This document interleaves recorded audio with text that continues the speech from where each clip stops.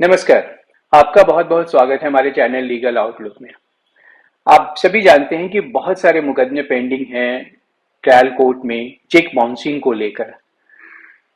और ये इसमें जो इम्पोर्टेंट एस्पेक्ट होता है कि जो चेक दिया गया है वो क्या लायबिलिटी डिस्चार्ज करने के लिए दिया गया है या जो प्रिजम्पशंस 118 और 139 139 नेगोशिएबल इंस्ट्रूमेंट एक्ट के हैं उसको एक्यूज रिबट कर पाया या नहीं।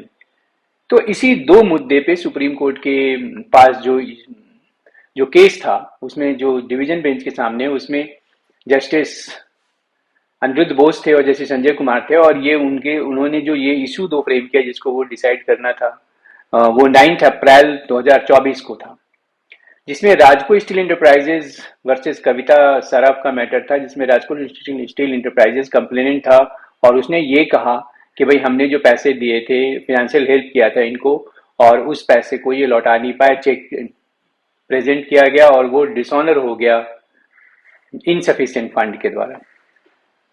जो फर्म थी उसने अपनी फाइनेंशियल असिस्टेंस को प्रूव करने के लिए ना तो अपने डायरेक्टर जो पार्टनर थे उनको लेके आ पाई और ना ही इस लायबिलिटी को प्रूव करने के लिए कोई ऐसा डॉक्यूमेंट शो कर पाई जिससे कि ये प्रूफ हो सके। लेकिन इन सब के अलग जो ट्रायल कोर्ट था उसने कन्विक्ट किया। उसका ये कहना था कि भाई जो चेक पे साइन तो इनके हैं और चेक सिग्नेचर एक्सेप्टेड था, तो इस बैकग्राउंड में उसने ये कन्विक्ट कर दिया। लेकिन जब फर्स्ट एपिलेट कोर्ट के पास ये मुकदमा गया तो फर्स्ट एपिलेट कोर्ट ने ये कहा कि कोई कोई ऐसा डॉक्यूमेंट कंप्लेनेंट नहीं फाइल कर पाया है जिससे कि ये प्रूफ हो कि इनके बीच का ट्रांजैक्शन था।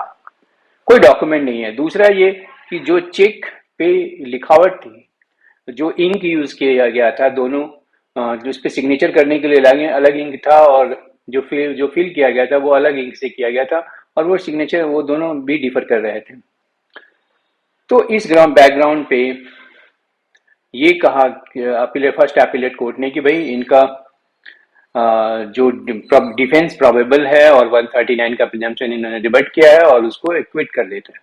मैटर हाईकोर्ट पहुंचता है, हाईकोर्ट भी कंफर्म कर देती है जो फर्स्ट एपिलेट कोर्ट की जो फाइंडिंग थी उसको और उसको एक्विट कर देती है।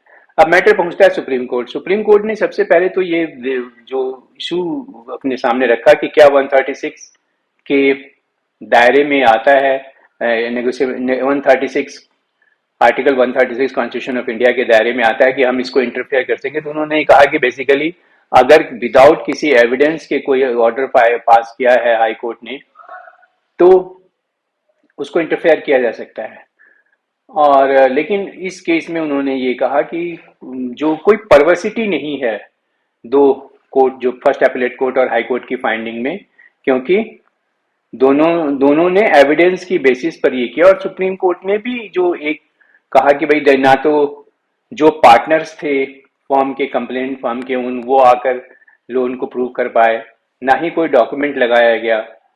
तो इस बैकग्राउंड में जो एक्यूज का डिफेंस था वो प्रोबेबल था और उन्होंने इसको एक्विट किया। सुप्रीम कोर्ट ने जो एक्विट किया हुआ था नीचे की कोर्ट ने उसको अपहेल्ड किया। उनका ये कहना था कि जो इन्फोर्सेबल डेट और अदर लायबिलिटी का एग्जिस्टेंस प्रूव करना, चूंकि एक चीज और भी था कि ये 7.5 करोड़ का मामला था तो ये लोन कोई वैसे ट्रांजेक्शन हो ही नहीं सकता। उसका ये कहना था, जो डिफेंस एक्यूज का डिफेंस ये था कि ये जो चेक दिया गया था वो हमें एक इनके जरिए ट्रेडिंग करनी थी, तो ये एडवांस चेक दिया हुआ था जो हमने ट्रेडिंग करी नहीं, तो हमारी इस चेक से कोई लायबिलिटी उत्पन्न ही नहीं हुई और सुप्रीम कोर्ट ने इस बात को एक्सेप्ट किया। मेरा जो टेक है इस जजमेंट में, जो दो तीन बातें मुझे अच्छी लगी जो मैं बताना चाहता हूं। पहला कि जो वैलिड लोन डॉक्यूमेंट की जरूरत होती है, क्योंकि अगर आप कह रहे हो कि फाइनेंशियल असिस्टेंट दिए और वो आपका इतना ह्यूज अमाउंट है, तो आपके पास एक वैलिड लोन डॉक्यूमेंट होना चाहिए जो कंप्लेनेंट के एडवोकेट को इस चीज को देखना चाहिए, कंप्लेनेंट को इस चीज से देखना चाहिए। दूसरा ये कि जो भी इस केस में जो लगा कि जो पार्टनर्स विटनेस बॉक्स में नहीं आए, ये भी कंप्लेनेंट के नेगेटिव गया।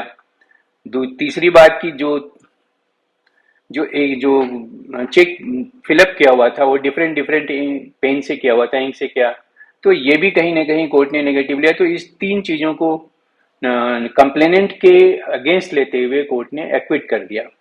एक और इम्पोर्टेंट जजमेंट अभी हमने पढ़ा जो पिछले वीक का ही है, वो 4 अप्रैल 2024 का है, जिसमें कि जिस जजमेंट में 138 के ही इशू इन्वॉल्व थे, चेक डिसऑनर के ही इशू इन्वॉल्व थे, और इसमें भी कन्विक्ट कर दिया था ट्रायल कोर्ट ने।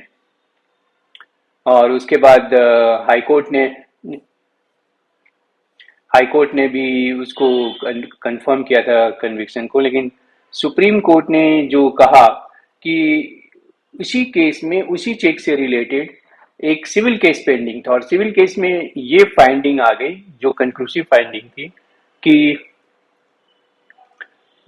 ये चेक सिक्योरिटी के तौर पे दिया था। तो सुप्रीम कोर्ट ने क्वैश कर दिया उनके कन्विक्शन को, और ये कहा कि अगर सिविल कोर्ट की फाइंडिंग है किसी पॉइंट पे सिक्योरिटी चेक को लेकर कि सिक्योरिटी चेक से दिया गया है, तो ये प्रिवेल करेगा क्रिमिनल कोर्ट के जो क्रिमिनल कोर्ट के फाइंडिंग पर।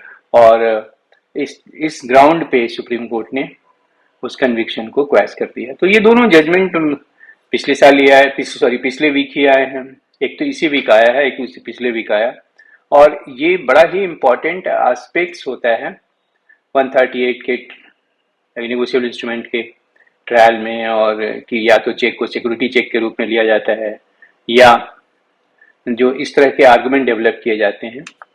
तो जो भी अगर आपका भी कोई इशू है, अभी पीछे बैंगलोर से एक फोन आया मेरे पास, उन्होंने भी चेक से रिलेटेड अपनी फाइलें भेजी, और मैंने डिस्कस करके उनको सलाह दिया कि आपके आर्गुमेंट में क्या होना चाहिए।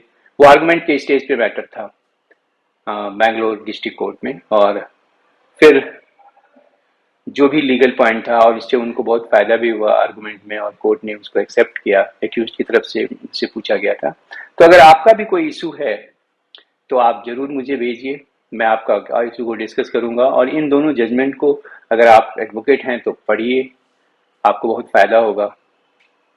और फिर मुलाकात होगी अगले वीडियो में।